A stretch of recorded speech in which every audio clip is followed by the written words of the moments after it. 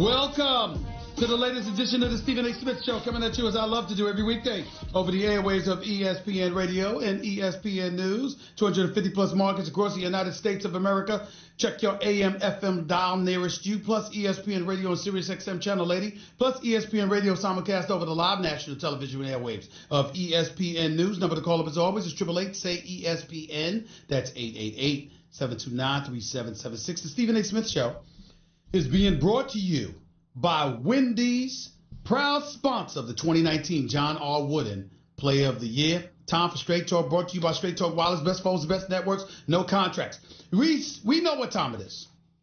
We're getting some basketball stuff later, pro basketball that is, football stuff later. I think people are bloviating about the Cleveland Browns a little bit too much.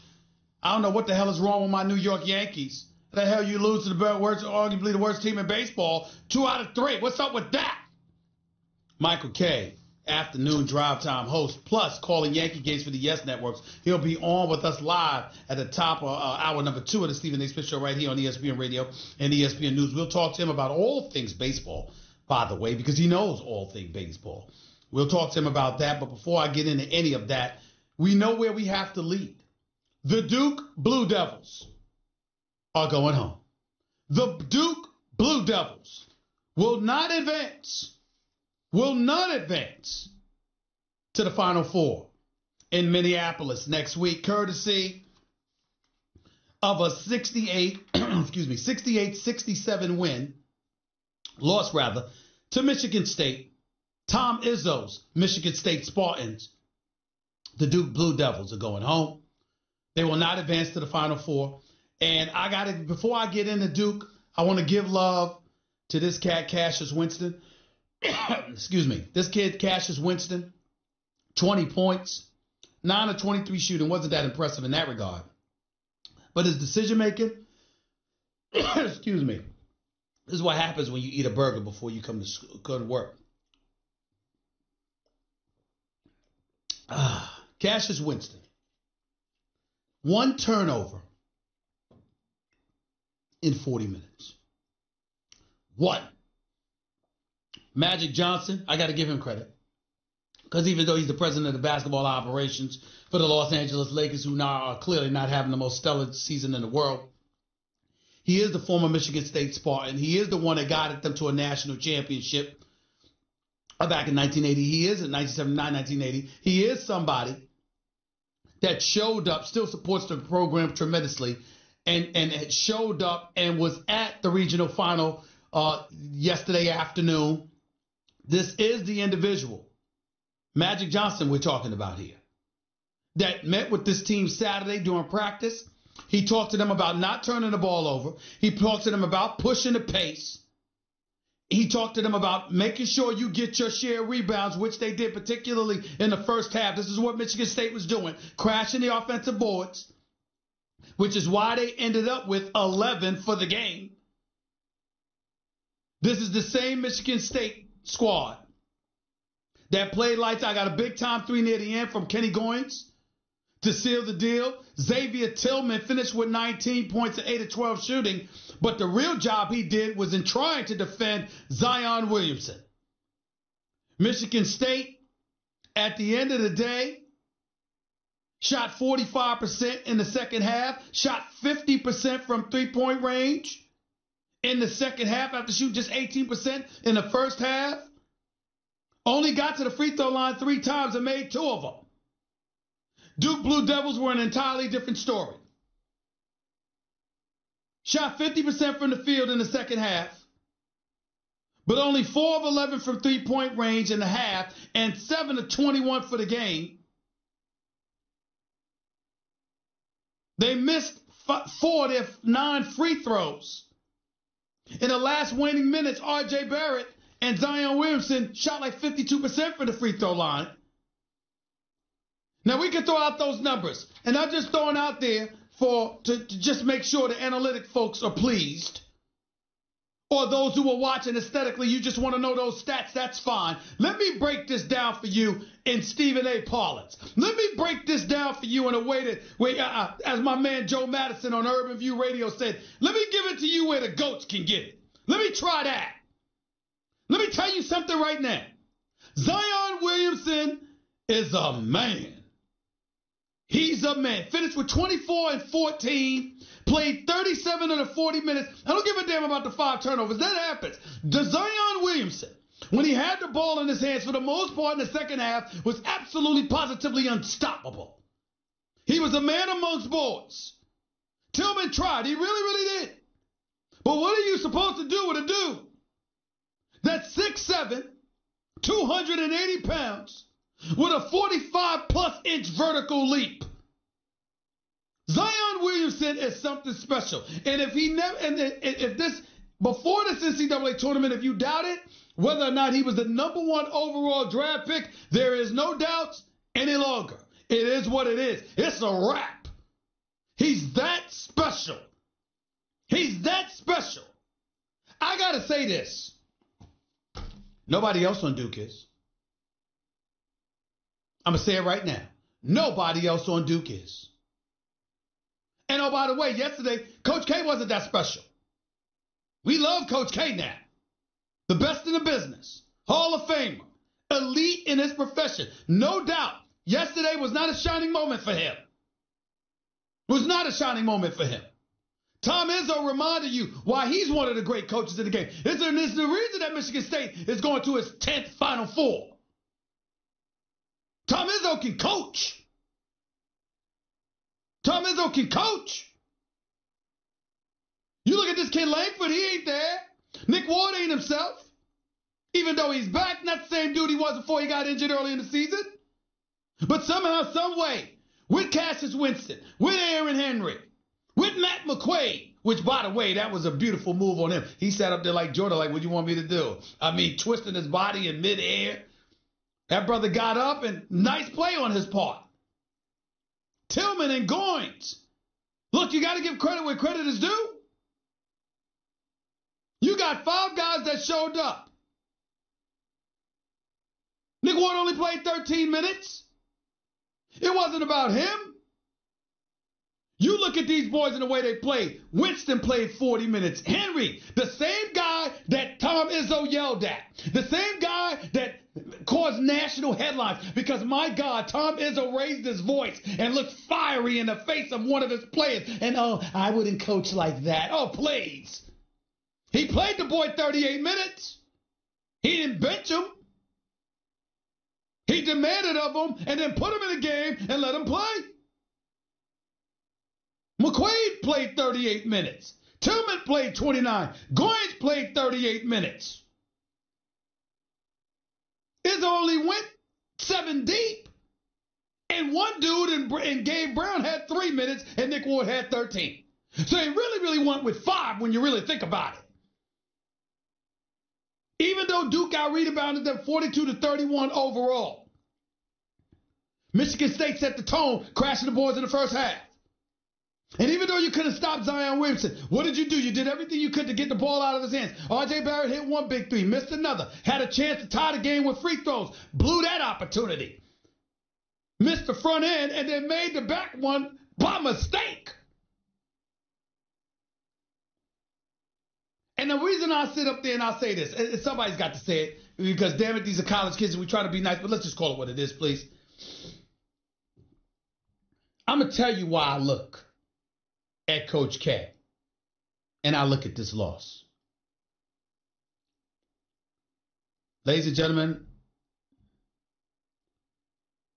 R.J. Barrett did shoot 7 of 17 from the field. He did finish with 21 points for the game. I'd like to see him be able to use his right hand. The fact that you know he's not makes him somewhat predictable to defend. And in the waiting moments, you can't just go by his numbers. You got to go by what he produces when it really counts. Because the reality of the situation is that he's not ambidextrous. He doesn't have that kind of versatility as a point guard. And I look at R.J. I'm sorry, not as a point guard, but as a player. And I just look at R.J. Barrett as a guy that's very good.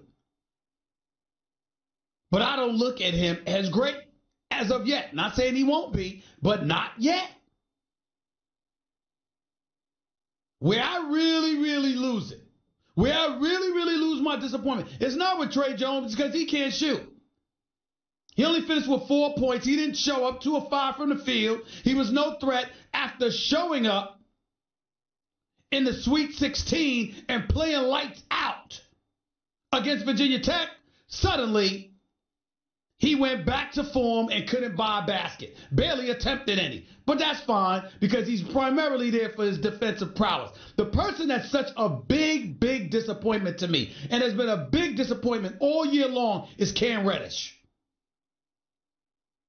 I mean, ladies and gentlemen, I think a legitimate argument could be made that Coach K might push him out of Duke, might never want to speak to him again. How in God's name are you jumping around with the team in the pregame huddle, and right before tip-off time, Coach K finds out you ain't available to play? What was that about?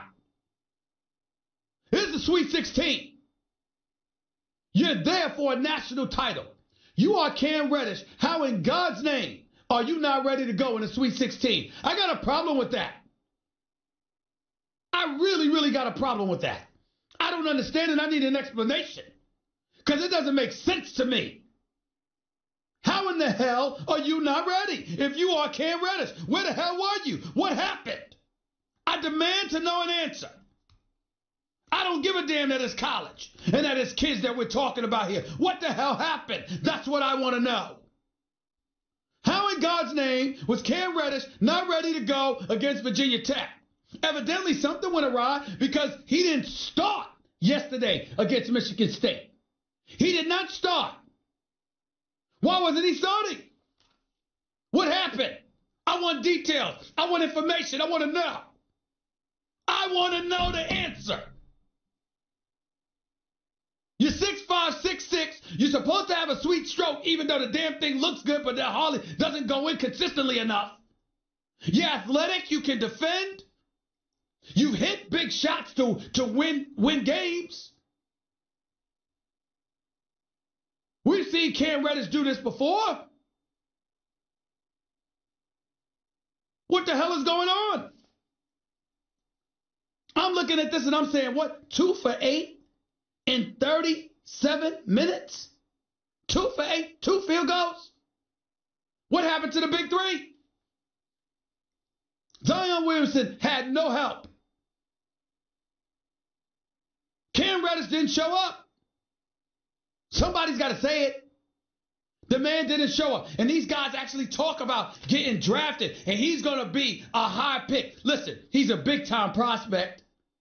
And I guess a few years down the road, he's going to be something special. I'm telling you right now, if Cam Reddish is smart, he'd stay in school. He'd make up for what we saw, this debacle that we just saw this year. He'd stay in school. Hopefully, Coach K will allow him to, rather than kick his behind out the door. How the hell are you not ready for the Sweet 16? You were jumping around in the huddle before the game. And then Coach K finds out you ain't ready to go tip-off time? Coach K had no idea, according to reports. No idea. Jay Williams, who started at Duke, was an All-American and a national champion, said so. Coach K had no idea. He also said that Cam Reddish would probably be in the G League. You got men in there playing for their livelihoods. Mortgages, children to feed, mortgages to pay. All it got time for somebody that don't have a motor? You don't have a motor playing 35 to 40 games in college. How the hell can I trust you to have a motor with 82 games in the NBA? Cam Reddish needs to stay in school. Period.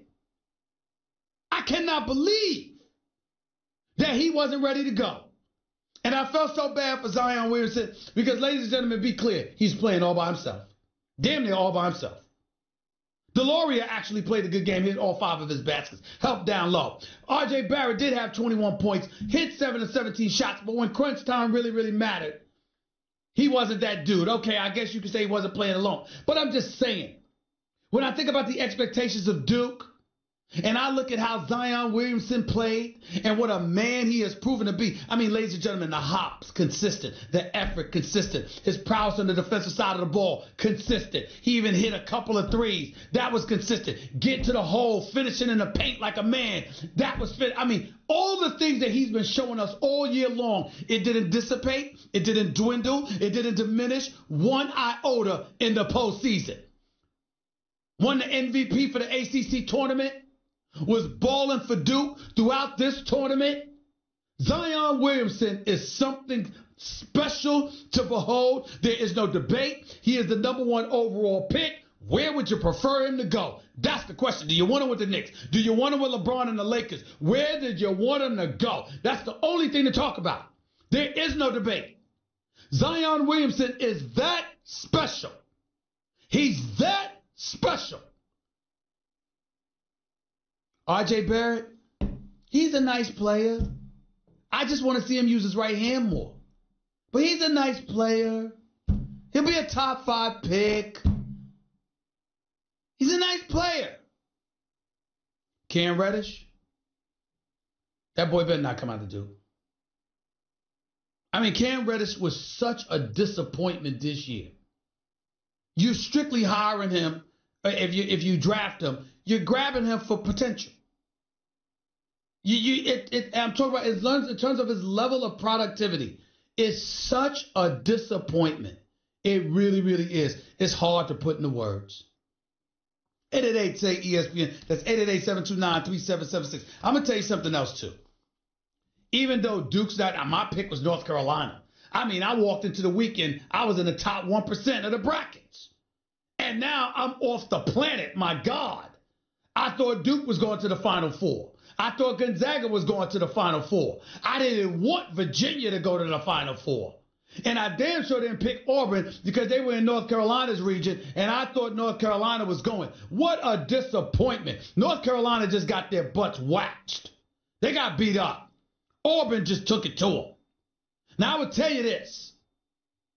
Auburn's kind of nice. And I'm a fan of Bruce Pearl. But Auburn is kind of nice. I just got to tell y'all. It's kind of nice. It really, really is. This kid, Jared Harper, man, let me tell y'all. Jared Harper, cat quick. Not the greatest perimeter shooter in the world. Only shot 1 of 6 from three-point range. That's true. But I would tell you, when you look at Jared Harper, I got to admit to you, this kid is special. He showed up and balled out. I got a lot of respect for him. He balled out. But this kid, you know who I'm a fan of? I'm talking about for purposes of the NCAA tournament, when we're looking at them and we're saying, yo, what's going to happen here? I got to tell you. This kid, Bryce Brown, shot maker. He's one of those dudes where you could just give him the ball and say, here, take me there. He's one of those dudes that you can say, clear it out. I got this. He's one of those dudes. I like Bryce Brown. And the combination of Bryce Brown and Jared Harper makes these guys very, very, very dangerous. Auburn could win a national title. Auburn could win the national title. Now, I would say this, however. Don't get too caught up in that because, again, they went up against Kentucky. It's a rare moment. First of all, P.J. Williams is a man. Can I say that? P.J. Washington, I'm sorry. He's a man. He is a man. That brother came over the bench. He balled, played 37 minutes, had 28 points, 10 of 18 shots.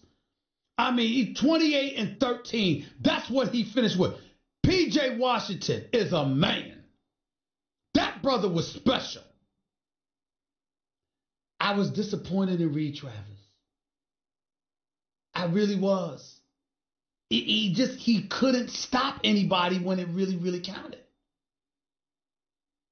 You know, it was like they were attacking him at every turn.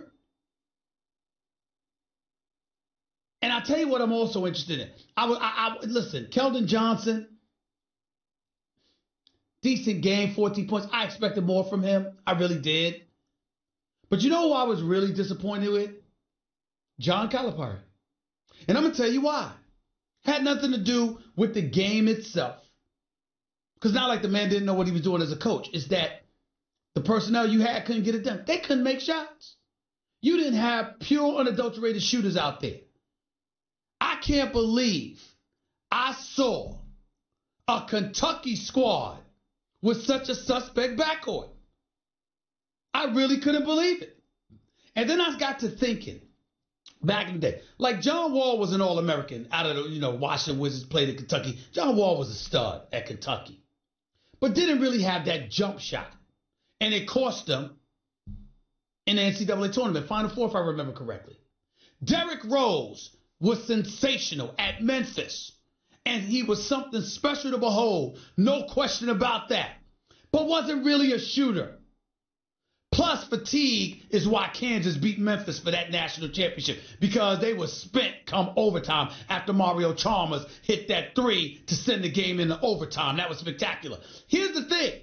When you look at John Calipari and you think about the sensational guards that he's been able to recruit, how many of them have been straight up bona fide shooters? They can play, they can handle, they can get to the rack, they got heart, they ain't scared of anything, they can defend. All of those things are true. But where's the straight up bona fide shooter from the guards? I mean, when you talked about Derrick Rose at Memphis, you had Chris Douglas Roberts there, okay? Because he could shoot. There's no question about that. I'm thinking back to the days of John Calipari at UMass when you had Michael Williams, who could shoot. And Lou Rowe was a man amongst boys in the post. Plus, they had Marcus Camby. This is back before some of you young whippersnappers' time. This is in the mid-'90s. That's how far back John Calipari goes. But when you look at some of the guards that he has recruited, evidently it's a struggle to find shooters. Higgins was no threat from the outside. They were damn near daring him to shoot. I mean, he only hit 1 of 4 from three-point range, but I'm just saying they were laying off him. And I'm surprised that Calipari couldn't get those guys. Couldn't find somebody that could really, really shoot the rock. But that's just me. 888-SAY-ESPN. It's 888-729-3776. You're listening live to the Stephen A. Smith Show, ESPN Radio, ESPN News. We'll get to your calls on the NCAA tournament. You got Auburn, Virginia, Michigan State, and Texas Tech in the Final Four. Who's your biggest surprise? What do you think is going to happen now?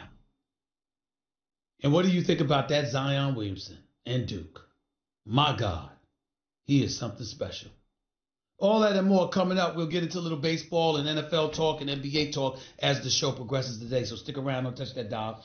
You're listening live to the Stephen A. Smith Show, ESPN Radio, ESPN News. That was Straight Talk Wireless. Nationwide coverage on America's largest and most dependable 4G LTE networks. By the way, when you're hiring, you don't want to waste time sorting through dozens of irrelevant resumes, do you? You want an efficient way to get to a short list of qualified candidates. Ladies and gentlemen, they didn't throw any bottles at him. They didn't physically harm him. They wasn't like some punk in Europe that snuck up behind a soccer player and tried to headline him. Or clothesline him, rather. They didn't do that. They just booed. That's perfectly their right. Philadelphia is no joke. Understand that Philadelphia does not play. 0 for 3, a walk, 2 strikeouts. Philadelphia does not play. You got a 13-year, $330 million deal. What you going to do with it? Got them loud sneakers on. That ain't going to cut it. I like Bryce Harper. Bryce Harper can ball. I've got faith in Bryce Harper, but make no mistake about it. You talking about living someplace for the duration of your career, being comfortable with you and your family? Let me give y'all a little tidbit of information. Philadelphia ain't Southern California. Philadelphia in a lot of places. See, you can stink up a few places and then go into the burbs in your merry way and live your life. Nobody gonna bother you. That ain't Philadelphia. Philadelphia, blue-collar city, y'all. I'm talking about Philadelphia and all its surrounding areas. Parts of Pennsylvania, New Jersey, Delaware, all those surrounding parts. You don't get to show up in the city of brotherly love, stick up the joint, and life gonna be comfortable for you and your family. That's not how Philadelphia rolls. Philadelphia is a different animal. You sign for $330 million. And you sticking up the joint, Philadelphia gonna have a problem with you. Make no mistake about it. That's how they roll. That's who they are. And I don't have a problem with it. They don't let you hear about it. I don't have a problem with them booing Bryce Harper on opening day because what they're doing is disseminating a message, not just to him, but for the world to recognize. You don't get to be comfortable here.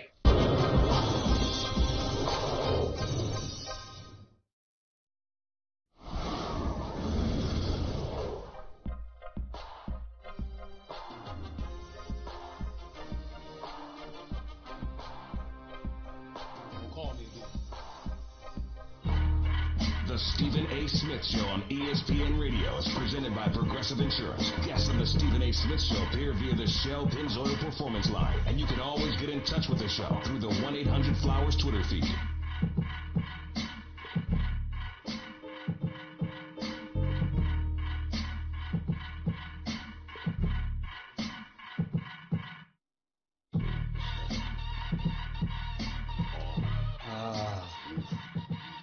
New beat.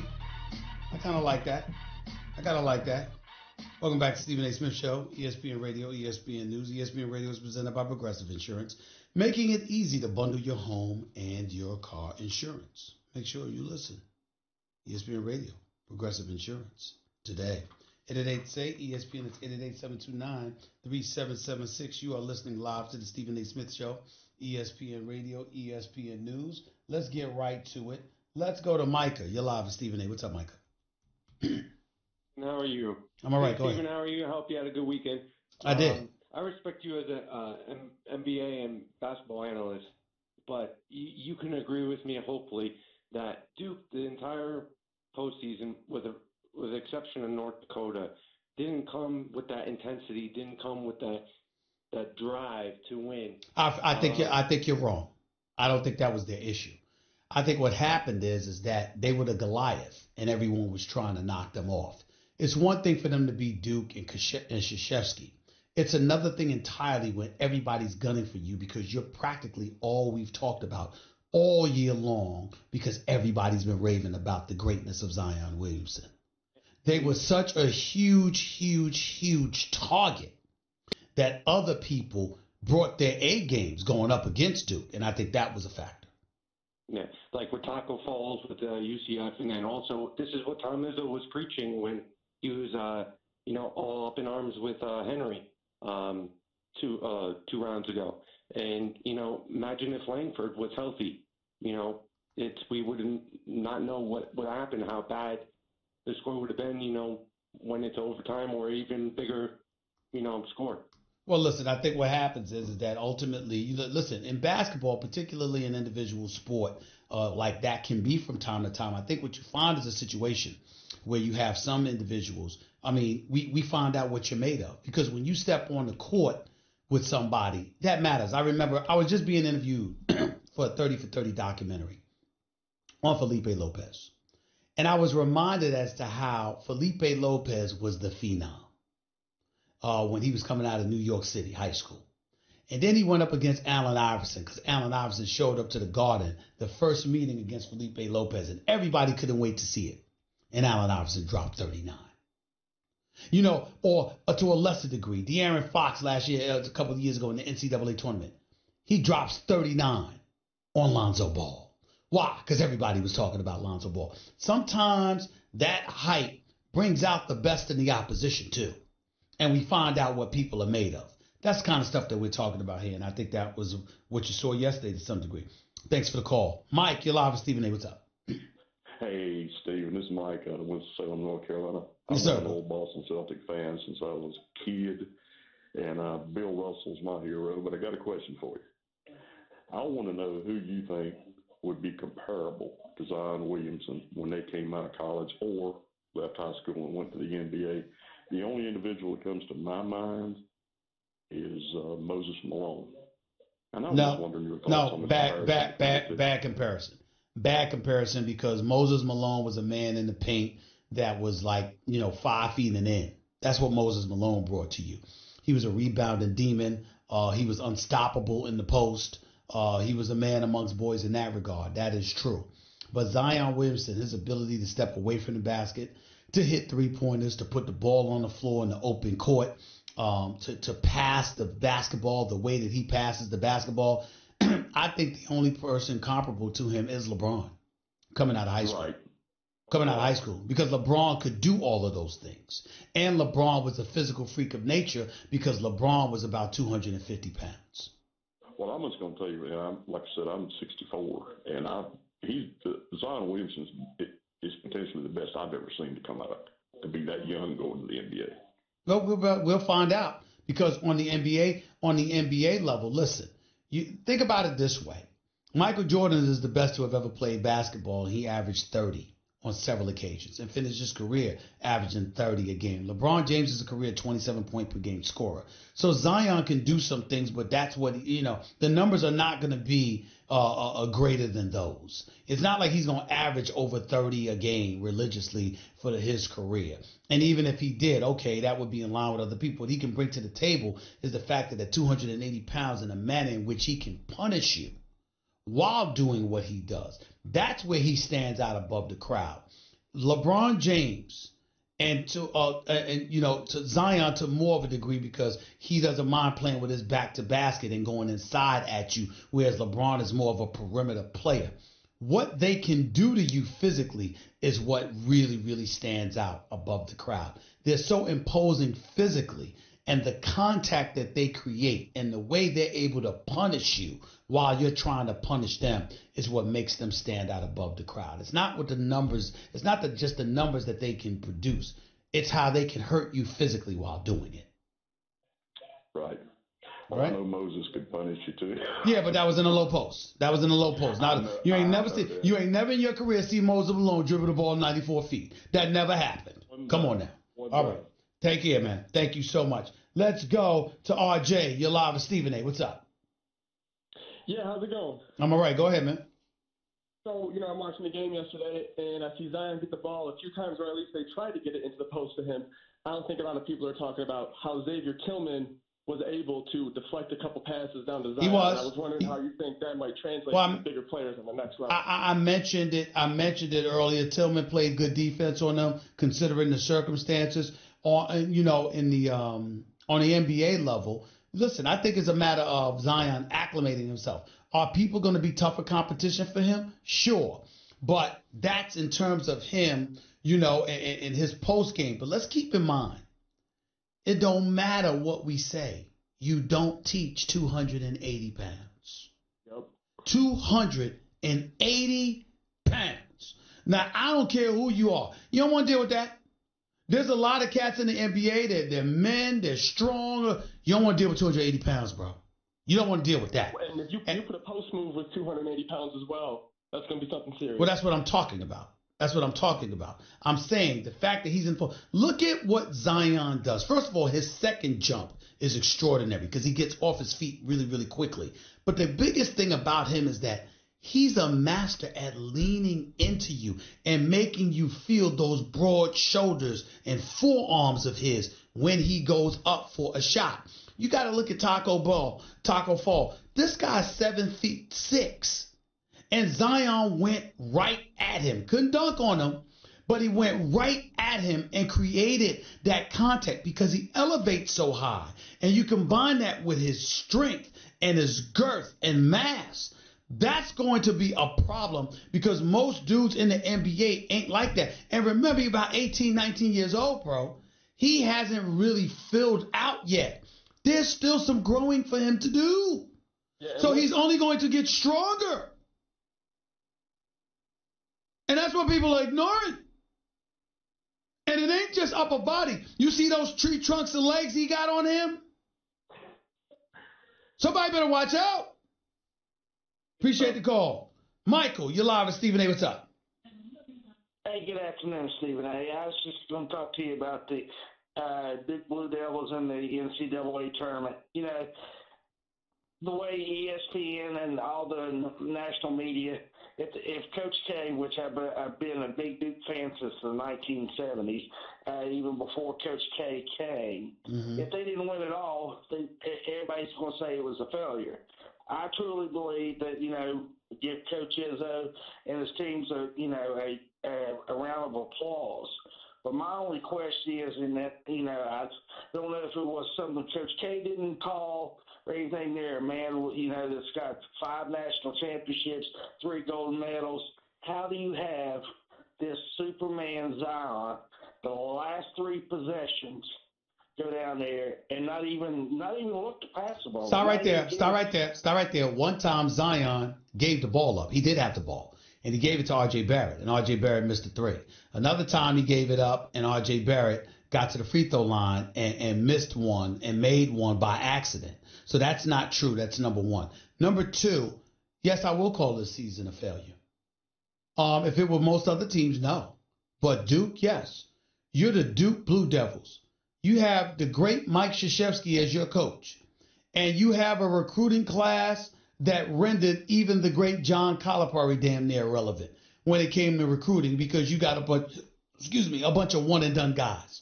You had Zion, you had R.J. Barrett, you had Trey Jones, you had Cam Reddish, and you didn't even make the Final Four. I understand they had a successful season. They won their share of games. I get all of that. I understand that they won the ACC tournament, but that's not what we look to Duke for. We look to Duke for a national title, or at least a berth into the Final Four. And the fact that Zion is not playing the last weekend of the season at all is a problem. It ain't his fault because he showed up. So where I blame Coach K is I'm looking at Cam Reddish, and I'm saying, how was this guy so inconsistent all year long? I saw no improvement from Cam Reddish from the time this season began to the day it ended. None. And that's where I have to look at the coaching, as much as I love and respect Coach K. You know, and the way is these kids nowadays have to wait, and the recruiting process that goes is you're kind of, is this kid where he was supposedly at the beginning of the year going to be a one and done, and now I truly believe, and I think, as you said earlier, I think he needs to stay at least one more year. He needs to stay. The tutelage of Coach K. He needs to stay. And maybe he can improve his stock Right. even I better. got to run. Listen, Jay Williams came on the show, and Jay Williams, former All-American and national champion at Duke, said that Cam Reddish might find himself in the G League if he came out this year, because his lack of a motor, his inconsistent play. They might draft him, but send him down to the G League. You got men in there trying to pay mortgages and feed families. They ain't tolerating his nonsense. Cam Reddish was an incredible disappointment. I'm just going to say it like it is, because I like his skill and I like his potential. But my goodness, did he let me down. I expected a hell of a lot more from him. I really, really did. 888-SAY-ESPN. It's 888-729-3776. Back with your calls and more to close out the hour before my man Michael K comes on to start off hour number 2. By the way, need seats to a game? Download the Vivid Seats app and enter promo code CHAMPS at checkout to get 10% off your first order. Don't buy just any seat. Get a Vivid Seat.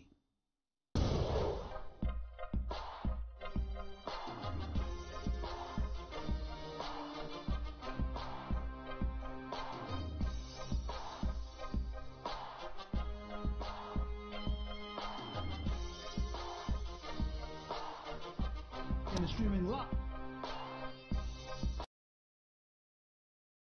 A. Smith Show on ESPN Radio is presented by Progressive Insurance. Guests on the Stephen A. Smith Show appear via the Shell Pennzoil Performance Line, and you can always get in touch with the show through the 1-800-Flowers Twitter feed.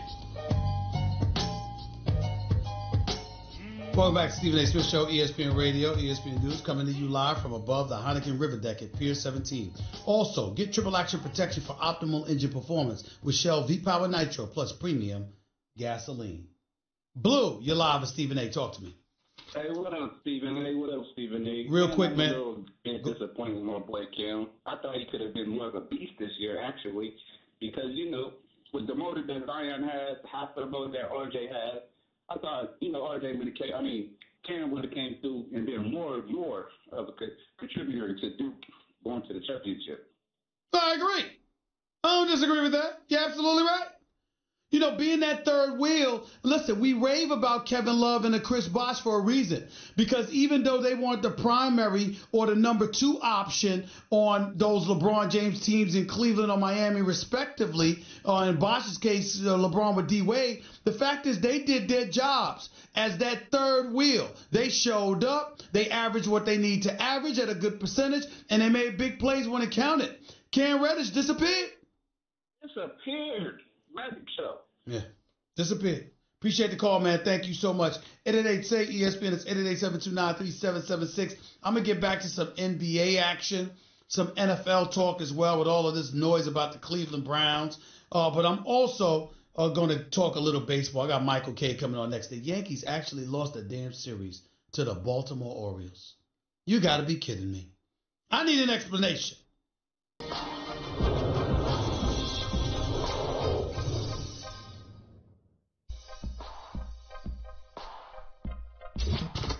From coast to coast, the Stephen A. Smith Show starts right now.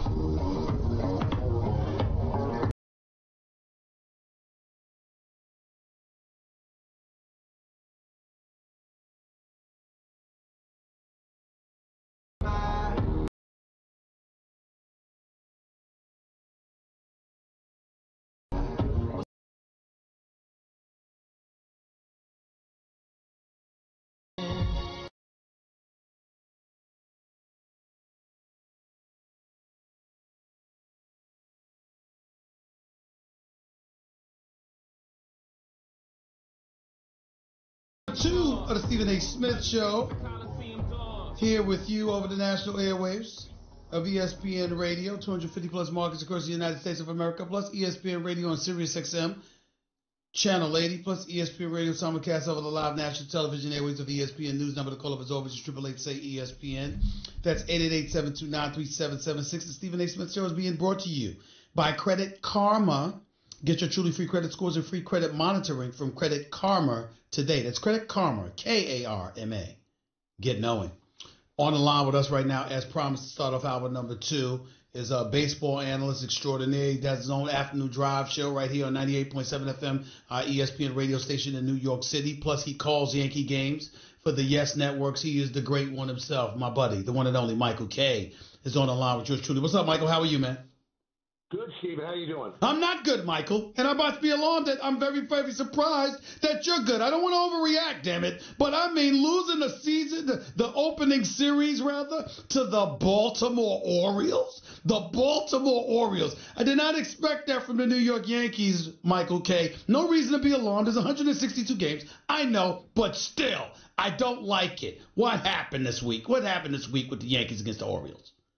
Well, as the former Yankee manager was likely to say, it's not what you want. I know it's early, but it's really a bad look to lose 2 out of 3 to the Orioles. That's not taking anything away from the Orioles. They'd be the first one to tell you that they're certainly reimagining their team. Mm-hmm. And if you look at last year, Stephen A., the 4 last-place teams that the Yankees played, I think they were 25 and 11, which is not bad. Mm-hmm.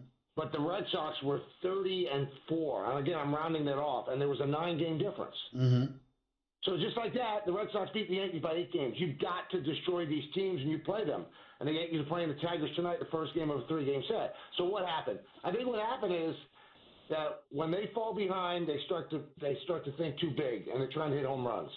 And they're pulling off of everything, and they get away from all the situational hitting that they were trumpeting in spring training. And there was one guy really doing that for the Yankees, and that was DJ LeMahieu, who really showed over 2 games what a good player he is. But you've got guys striking out because they're looking to hit home runs, and that was a problem last year in the postseason, and it's a problem in the first 2 losses of this year.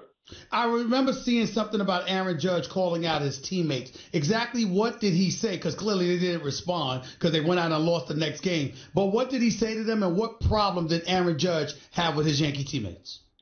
Well, he just said, he said to me last week on our show that, when they win the first 2 games of a series this year, they can't take it for granted, okay, we won the series.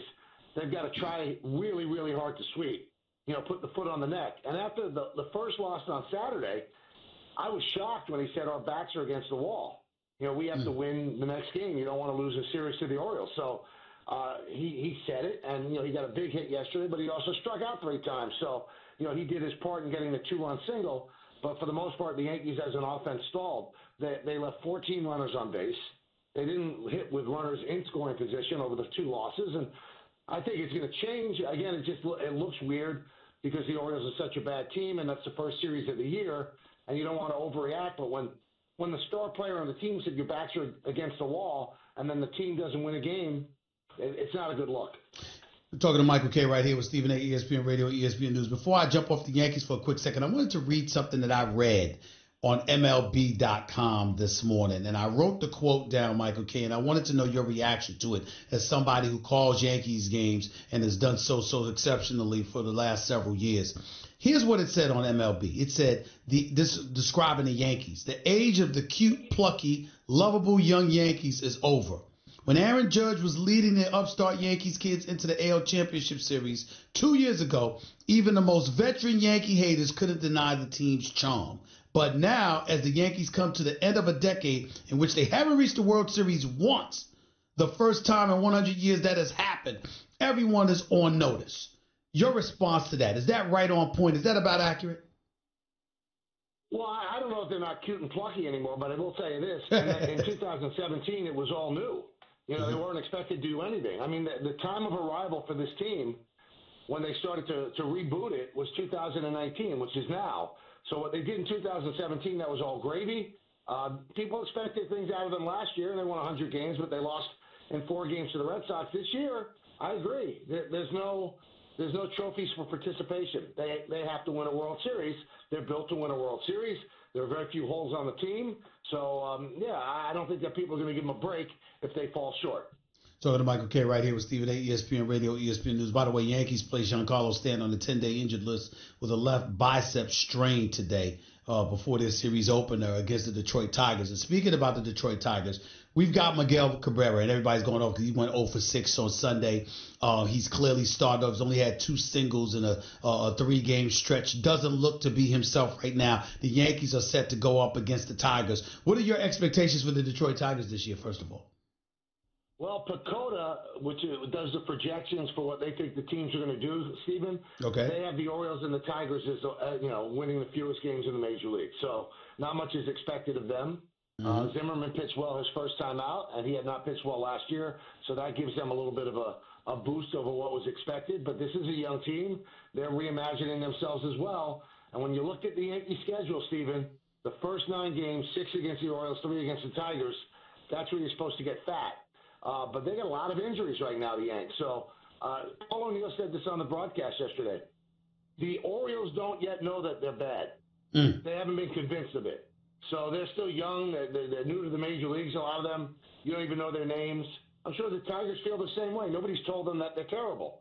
So they're going to go out and play with really nothing to lose.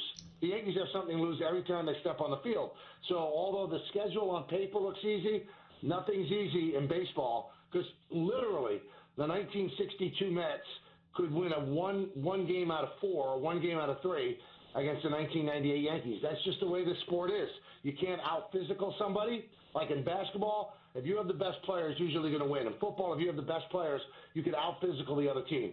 Baseball, you could have the best players, and the other pitcher could have a great day, and you're going to lose. So it's hard to just chalk up and say, well, the Tigers are not going to be good this year, so the Yankees should sweep. Yeah, they should sweep when you look at it on paper, but the game is played on grass. Mike, it's interesting because I won't deny. I take hitting for granted during the regular season. During the regular season, I'm thinking if you can hit, you're going to win. But I expect great pitching to usurp all things come postseason time. So when I look at the Yankees and I have expectations for them this year, I look at Sale, who struggled miserably in his opener, but I'm just thinking about last year. We know what the Red Sox had. Okay, I look at the Yankees, Severino, even though I consider him really, really good. Tanaka, even though I consider him really, really good. J.A. Happ, I like him exactly. You got your quiet Paxton. I'm looking at the New York Yankees, and I still have questions about what their rotation is going to be. I know their bullpen is stout. Please don't get me wrong. I understand that. But I'm talking about in terms of their rotation, whereas it might be a priority in some other people's eyes, to me it is. I have questions about them. What kind of questions do you have about the Yankees rotation for this upcoming season?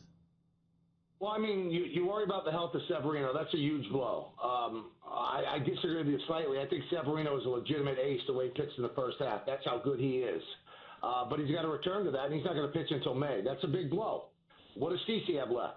But the other 3 guys, I'd go to war with them. James Paxton, to me, is going to be the most underrated acquisition that any team had. People just look at him because the Yankees did it early. Not a big name. Played his whole career in Seattle. This guy throws 97, 98. I thought he pitched very well on Saturday. And J. Happ had a rare bad game. He didn't even lose with the Yankees last year when he came over from the Blue Jays. He was 7-0. And, 3.5-hour rain delay, you don't make excuses, but he didn't pitch well in the first inning, and the Yankees never got the lead. But I think the top three pitchers, Tanaka in 2017 showed that he could pitch in the postseason. He's a money guy. The other two guys I think are really good pitchers. A lot of it depends on Severino, Steve, and that's what I worry about. If Severino could get back to the way I've seen him pitch, especially in the first half of last year, Yankee pitching matches up with most teams. Michael, let me go to some of the big storylines before I let you get on out of here. Let me go to some of the big storylines that have taken place in Major League Baseball. I haven't had an opportunity to talk to you about in the last several weeks. We've got Bryce Harper with 13 years, $330 million. You got Mike Trout with 12 years, $426 million. It was nice to see Bryce Harper. He's hit a home run in the last couple of games. So the Philadelphia Phillies undefeated 3-0 on the season. What did you think about the contract Bryce signed? What did you think about the contract Mike Trout got? I'll tell you what, I thought the Phillies did a good job on the contract with Bryce Harper. I mean, I think the average annual value is about $25 million. Yeah. That's not too bad. I thought he was definitely going to be over a $30 million guy. Yeah, they went to 13 years, but I think that the way they look at it is if they get 10 good years out of him, the last 3 years, if you look at the way the contract's structured, that money's not going to mean that much in 2029. So I think they did a good job, and in that ballpark, I think he's going to rake. As for Trout, I'm shocked, Stephen, shocked that the Angels got him for that price. I think that if Mike Trout hit the free agent market, he would have commanded over $42 million a year. That's how good he is. So for them to get him at the money they got him, I thought it was extraordinary. And I think that was the only move. Artie Moreno, the owner of the Angels, could not have lost Mike Trout on his watch. He just couldn't do it. I mean, this is one of the, not just the best players in baseball, Stephen. He's one of the best baseball players who ever lived. And if he's your guy, you can't let him go. That's why I'm surprised that Billy Epler and Artie Moreno were able to get him at what I thought was a very reasonable rate. What about people that look at the sport of baseball and they talk about really ingratiating yourself with that younger audience on the come up, making sure, that your audience gets a bit younger? The average age of a baseball fan is anywhere, I think it's like over 50 years of age. One report said 47, but I thought that was more NFL than and NBA was 44. I think baseball was over 50. They obviously want to ingratiate themselves with a younger audience. And you look at it from that perspective, you say Mike Trout being in Anaheim as opposed to in L.A. or New York, it would have been better for the sport had he been to one of those markets. What do you say, even though the Los Angeles Angels still in Anaheim, not in Los Angeles, California? But what do you say to folks that make that argument it would have been better for the sport if he were in a better market like that? Probably would have been better for the sport if he was on an East Coast team, a big market East Coast team. The Yankees, the Mets, the Boston Red Sox, the Phillies, because most of the games would be seen by most of the country. Even if you're on the Dodgers, your games are starting at 10 o'clock at night, 10:30 at night on the East Coast. Most people sleeping. And also the fact that Mike Trout is a pure baseball player. He doesn't do commercials. He doesn't go hawk products. He's not really on social media. So he's not selling himself. To me, I mean, the way he thinks about it, and the way his people think about it, he plays the game. That's what he gets paid for, and I don't blame him. But he's not selling himself as a product. He's not selling himself as a brand. And we see how successful the guys in the NBA are doing that. They are not just basketball players, but they have created brands for themselves. And I think that really has a spillover effect to the sport. Mike Trout goes out and plays baseball at 10:30 every single night in the East Coast, and we don't see him. We just look at the box score or watch the highlights on SportsCenter, and that's what we know about him. We don't know much else. So I'm not sure if he would be any different if he was in Philly or New York, but I think more of the country would see more of him. Well, definitely, and not only that, I didn't even mention Manny Machado, who signed for $300 million with the San Diego Padres. But with that being said, do you believe all of this puts even more pressure on Bryce Harper to produce because he is on the East Coast in Philadelphia playing at $330 million with a $330 million contract? I just think playing in Philadelphia is going to put pressure on them. I mean, they do not suffer slumps very well. I mean, you're very familiar with the area. They're tough. They're a tough, demanding fan base, and I think he's a blue collar sort of player with a little flair. I think he landed in the right spot, and I really, if this guy stays healthy, Steven, I don't know how he won't be successful because he's a good baseball player, a very good baseball player, and that ballpark is conducive to everything that he does. So I think the fan base will energize him even more than DC did, and I think he's going to play very well. So in terms of pressure, I think he puts pressure on himself because he's kind of Reggie Jackson once told me that he talked to Aaron Judge this year and said to Aaron Judge, your pressure is playing against Mantle and DiMaggio. So you're playing against the past greats of the Yankees. And Bryce Harper's playing against the expectations of Philadelphia fans, and Philadelphia has now become a title town. All of their teams are good. So I think he's got to keep his end of the bargain. I think he will. Michael K., always appreciate your time, man. I apologize if I ran out of time to ask you about the New York Mets. I just don't feel like talking about them right now. They're 2-1. They're 2-1. I'll let Don Juan LaGreca talk about them. I'll watch them. And I'm glad they signed DeGrom. How about that? I said something nice about the Mets, Michael K. I'm glad they signed DeGrom. And and Don and I didn't understand why they did. With a year left before they had to, but we've gotten into a lot of arguments with fans on our show about that. But I heard what you had to say, but I just think that sometimes the Mets play to their fan base and the media that said, oh, you have to sign him. No, you don't have to sign him until next year. Let's tell the truth. You'd rather have DeGrom on the Yankees, wouldn't you?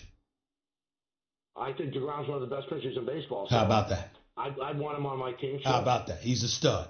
Appreciate it, buddy. Thank you so much, Michael K. Take it easy. 888-SAY-ESPN. That's 888-729-3776. You're listening live to Stephen A. ESPN Radio, ESPN News. That was the great Michael K. Afternoon Drive host, 98.7 FM, ESPN Radio in New York City. And the voice of the New York Yankees for the Yes Network right here, bestowing us with his baseball knowledge as only he can. Always appreciate that. Let's get back to the phones at 888-SAY-ESPN. Let's go to it. Let's go to Hayden. You're live with Stephen A. What's up? Hi, Stephen A. I got a question for you, going back to Zion and the comparisons to Jordan and LeBron. I grew up watching Magic play, and it seems like the world's forgot about Magic Johnson. I mean, Stop. We're talking about Zion Williamson being a physical freak of nature. 280 pounds with a 45-plus inch vertical leap. And the person that you're bringing up is Irvin Magic Johnson, the ultimate champion, a winner, arguably the greatest point guard in NBA history, that had a considerable height advantage over his defenders so he could look over and throw passes over them, but wasn't even in the same stratosphere athletically as the LeBrons and the Zions of the world. And that is the name you come up with, sir? I think he might be one of the greatest ever, that's all. One of the greatest what? True point guard, yes. Hold on. Is Zion a point guard? What is his career? Is Zion a point guard? No, he's not. Well, Thank you. No. He's not a point guard. That's an ignorant question. And it draws no comparison. Zero. Magic Johnson has nothing to do with a conversation involving the likes of Zion Williamson or LeBron James. None. Do you think you're going to see Zion playing the point? No. Have a nice day. At least you gave one bright answer. Let's go to Joe. You're live with Stephen A. What's up, Joe? What's up? Speak up, man. I called in before the NFL season started, and I asked you who the two worst NFL teams were before the season started. I wanted to congratulate you on being spot on. You said the Raiders and the Bills. Go ahead. You said Gruden was going to choke, and you were right. So good call on that one. Second, I asked you if my season tickets to the Spurs were going to come in clutch, if they were still going to make the playoffs, and you were accurate on that, even when everybody was saying the Spurs weren't going to make it. But my question today is, who are the two overrated NBA playoff teams? Overrated NBA playoff teams? Yep. Okay, let me think about that, because I haven't been paying attention to anybody in the East other than the top four. Everybody else has been irrelevant to me. I mean, Miami and Charlotte and people like that are battling for, the eighth playoff spot. Orlando's in the. I'm not thinking about those guys. They're not overrated because we haven't rated them. So I think about the Western Conference. Oklahoma City could be one. But when you talk about overrated, some people might say Denver because of how successful their season is, but what you're expecting from them come postseason. That it might be Denver, but I honestly don't know. Because everybody else, listen, Portland, we can't say overrated. They just got swept by New Orleans in the postseason last year, to Anthony Davis and those boys, and Drew Holiday. Okay? We look at the Clippers. Well, we can't say they're overrated because they've overachieved. just to be in the playoff picture, about to win 50 games in the regular season. Doc Rivers, it's a legitimate argument. Doc Rivers could be your coach of the year. As great as Budenholzer has been, he does have the Greek freak. Who the hell does Doc Rivers have? Who does Doc Rivers have? So we can look at that. Utah, nice team, right where they should be, around the 4th or 5th slot. So I would say to you, the two teams that come to mind, and Kawhi Leonard's no longer with San Antonio. DeMar DeRozan is there, so they're right about where they're supposed to be. So I would tell you the two teams, based on your question, would be Denver and OKC. Okay, do you have a sleeper? And anybody is considered a sleeper if you don't say the Warriors. So anybody. No. Who's your sleeper? Well, anybody. Well, first of all, Houston's not a sleeper. You're awake for Houston. I would tell you right now, if Nurkic hadn't gone down, Portland might have been my sleeper. But right now, I would tell you this. If OKC gets the 7th seed and they don't have to play the Warriors in the first round, I would say to you, OKC might be the sleeper.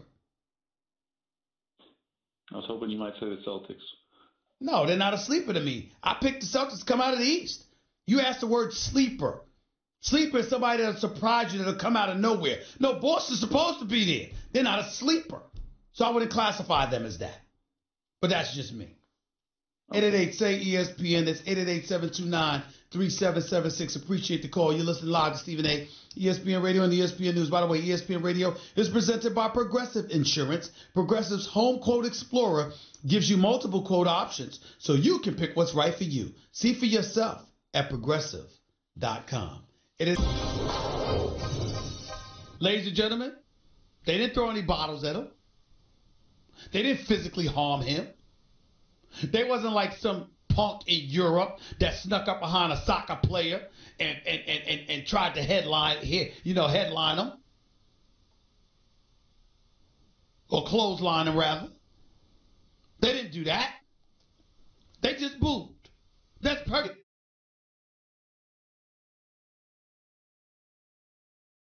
Does not play. 0 for 3, a walk, 2 strikeouts. Philadelphia does not play.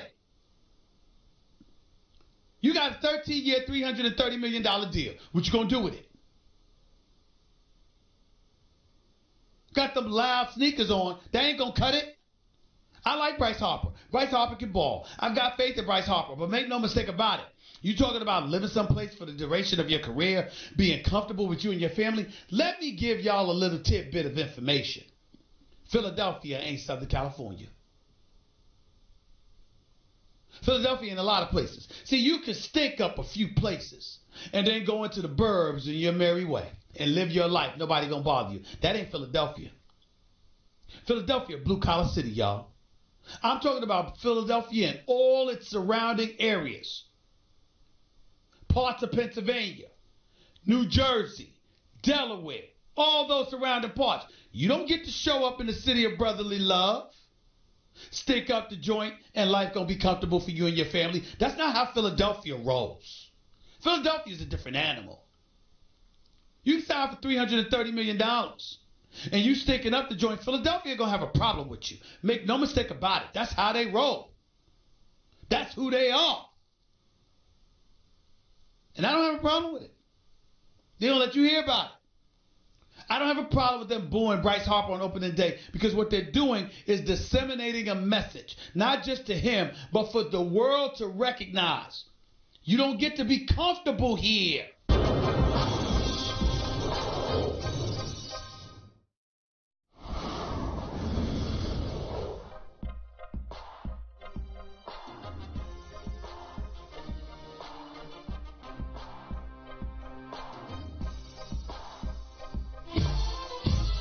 The Stephen A. Smith Show on ESPN Radio is presented by Progressive Insurance. Guests on the Stephen A. Smith Show appear via the Shell Pennzoil Performance Line, and you can always get in touch with the show through the 1-800-Flowers Twitter feed.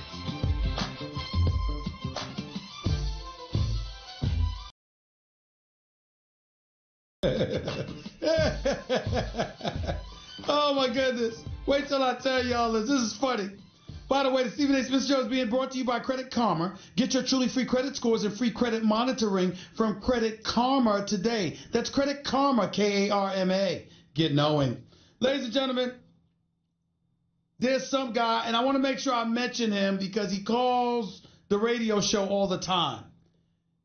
His initials are BP, as in batting practice. BP. Well, he's called my producers. He's been dying and desperate to call me off there. Apparently, he's been calling for weeks religiously, wanting to get me on the phone. Now, listen, ladies and gentlemen, I don't think I'm that special, but evidently some of y'all do. And as a result, a lot of people clamor for my time, and damn it, I don't have much time to give. So it ain't going to happen like that. All right? But I will tell you this.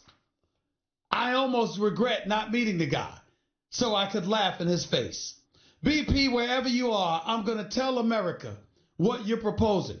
According to this guy, BP, he has a, quote, $1 billion idea. Billion, not million, $1 billion idea that he thinks that I could make happen. And he's like, it can't miss. It can't miss. Ladies and gentlemen, are y'all ready for this? Are y'all ready for this? Because, you can't make this up. You can't make this up. BP proposes that I get together with Floyd Money Mayweather. Floyd Mayweather, okay? Floyd Mayweather, born in 1977. Floyd Mayweather, who's about, 42 years old? About 42, all right? BP proposes that Floyd Money Mayweather step back into the ring to fight the 63-year-old Sugar Ray Leonard.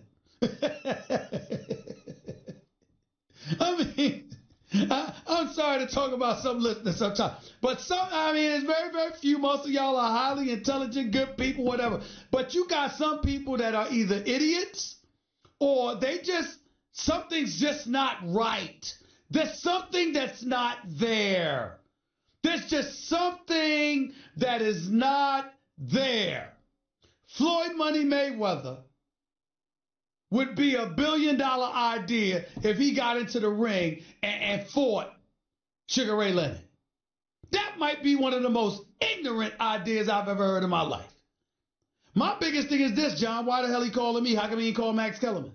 What are you bothering me for? I don't know. Max Kellerman was synonymous with boxing. Max, I don't even know what Max would have done with him. Max with those Beetlejuice eyes. Max might have been dying. Max might have laughed so hard, Max might have fainted. That just might be one of the most ignorant ideas I've ever heard in my life. Sugar Ray Leonard, who hasn't fought in over a quarter century, gets back in the ring at age 63 years of age to fight Floyd Money Mayweather. That's what this guy BP, that was his $1 billion idea. And then y'all wonder why I can't be available to y'all. It's just that kind of nonsense. That might be one of the most ignorant ideas I've ever heard in my life. Good Lord. Terrence, you're live with Stephen A. What's up? Stephen A., how's it going? Big fan. Also Thank you. A Winston-Salem alum. Thanks a lot, man. What's going on? My question for you is, what would be a more quality fight between Errol Spence Jr. and Terrence Crawford, or Anthony Joshua and Deontay Wilder? I know Joshua Wilder would get more hype, but do you think it would be a better fight? The more quality, better fight would be Errol Spence against Errol Spence Jr. against Terrence Crawford. I think with Wilder and Anthony Joshua, you're just waiting to see who gets knocked out. I think Crawford against Errol Spence Jr., you see a fight. That's not a knockout. No, I'm not saying it wouldn't be a knockout. Somebody might get knocked out, but what I'm trying to say to you, Wilder and Anthony Joshua, that's the only reason you're looking for it. In other words, don't you think Triple G versus Golovkin was a great fight? Absolutely. I'm saying, did anybody get knocked out? Nope. What I'm saying is Terrence Crawford versus Errol Spence Jr. has the potential to be that kind of fight. Whereas you look at Wilder and Anthony Joshua, ain't no way in hell that's going the distance. They ain't going the distance. I can't see that happening. They ain't going to just somebody going to fall.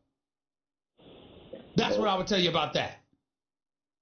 Who do you think will get set up first? I don't know. I don't have any clue. I don't have any clue about that. I hope they both happen this year. I'll tell you that much. Appreciate the call, man. Thank you. Let's go to Grayson. You're live with Stephen A. What's up, man? What's going on, Stephen A? Big fan from Houston. Just want to ask, what do the Rockets have to do to make their playoff push against the Golden State Warriors? Stay healthy. Stay healthy, and have somebody other than James Harden make noise offensively. So it needs to be someone other than Harden. This whole regular season tactic of Harden taking over the game, that's not going to fly in the playoffs. Well, I don't think it's going to fly from a one-dimensional perspective. I still think that Harden's going to have to drop 30-plus, but I don't think it's going to be he's going to have to do his. It just can't be one-dimensional.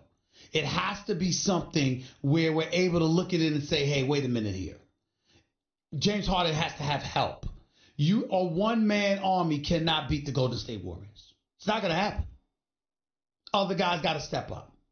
There's going to have to be a collective effort. You're going to have to play better defense, and Chris Paul's going to have to stay healthy, and you're going to have to get offensive production, whether it's from him or somebody else other than Harden. So those three things have to happen for the Houston Rockets to knock off the Golden State Warriors. He's probably going to go to at least 6 or 7. And for one of these games going to come down to the wire. Who does it got to be? It's got to be Chris Paul or James Harden with the ball. Because you know what? You're annoying me. I just answered your question. How much of a better answer can you get? I said Chris Paul has to stay healthy. You have to get offensive production from someone other than Harden. I don't care who it is, whether it's Chris Paul, Eric Gordon, it's got to be one of the perimeter players. That I'll say to you. It's not about Kenneth Faried, Clint Capella, P.J. Tucker. You've got to get, whether it's Chris Paul or Eric Gordon, somebody's got to step up offensively. They got to play better defense, and they got to stay healthy. It has to happen for you to beat Golden State. It has to happen. How much more clearer of an answer can you get? I guess you know. Thanks for the call. Jewel, you're live with Stephen A. What's up?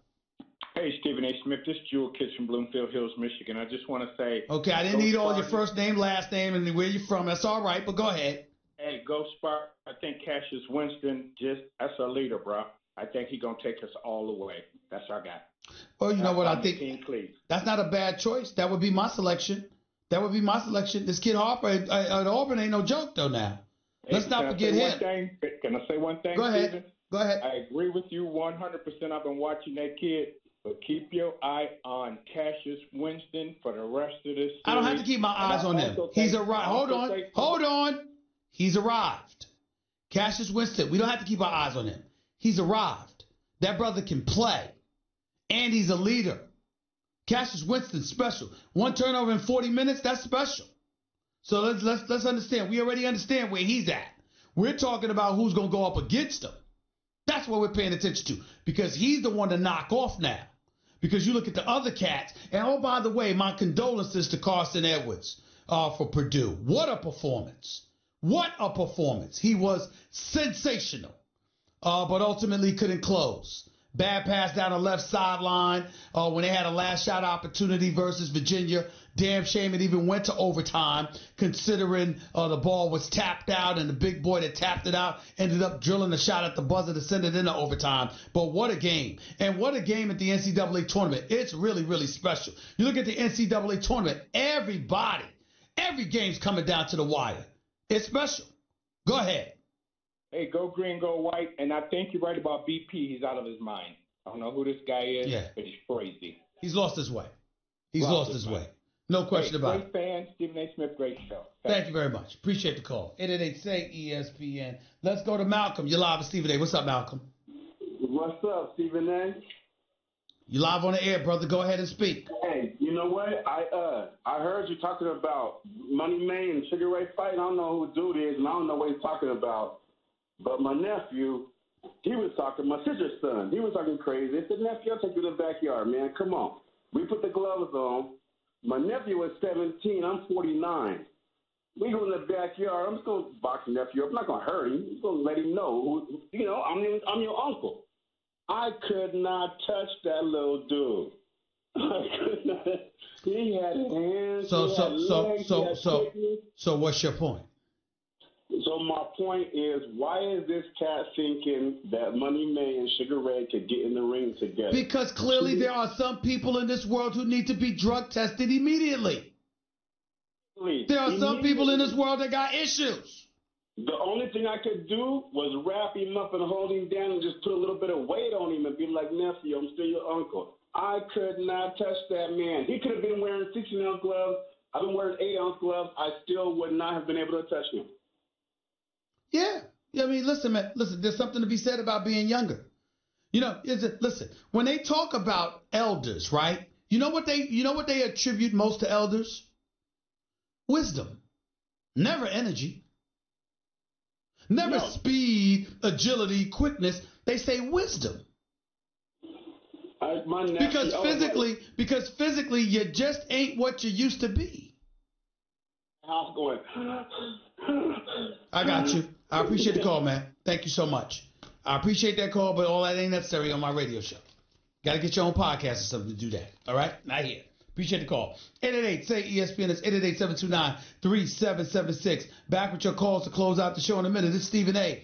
ESPN Radio, ESPN News. By the way, you know what never goes out of style? Surprising a friend or loved one with buy one, get one free multicolored rose bouquets for $29.99 from 1-800-Flowers.com. To order, go to 1-800-Flowers.com/ESPN.